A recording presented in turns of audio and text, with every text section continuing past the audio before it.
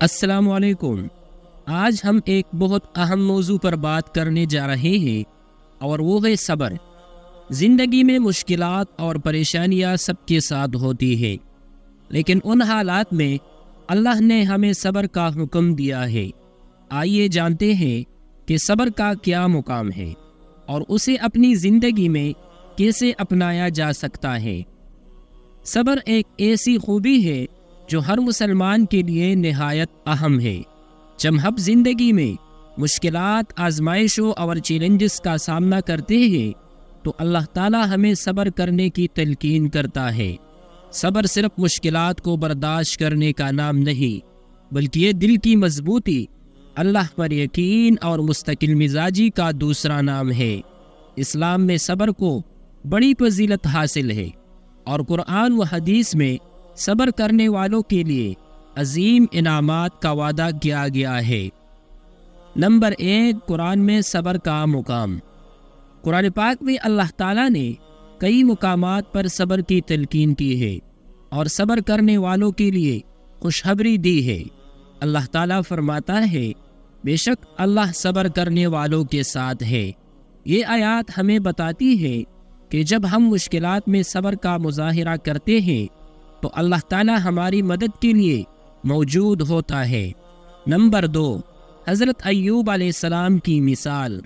حضرت ایوب علیہ السلام کی کہانی صبر کی بہترین مثال ہے۔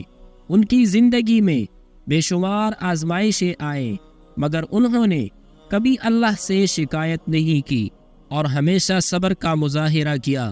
آخرکار اللہ نے انہیں صحت، مال اور خوشیاں دوبارہ عطا کیے۔ نمبر 3، صبر کے فوائد۔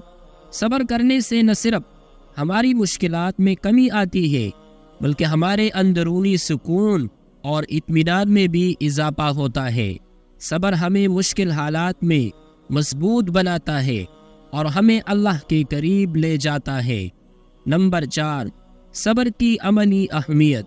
آج کے دور میں جب ہم روزمرہ زندگی میں مختلف پریشانیوں، دباؤ اور چیلنجز کا سامنا کرتے ہیں تو ہمیں صبر کی اہمیت کو سمجھنے کی ضرورت ہوتی ہے۔ صبر کے ذریعے ہم نہ صرف اپنی زندگی کے مسائل حل کر سکتے ہیں بلکہ دوسروں کے لیے بھی ایک مثال بن سکتے ہیں۔ آج کی ویڈیو میں ہم نے صبر کی اہمیت، قرآن و حدیث میں اس کا مقام اور صبر کرنے والوں کے لیے اللہ کے انعامات پر بات کی۔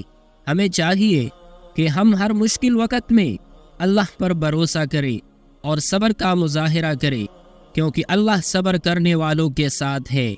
اگر آپ کو یہ ویڈیو پسند آئی ہو تو لائک کریں، شیئر کریں اور سبسکرائب کریں۔ اللہ ہم سب کو صبر کرنے کی توفیق عطا فرمائے، آمین۔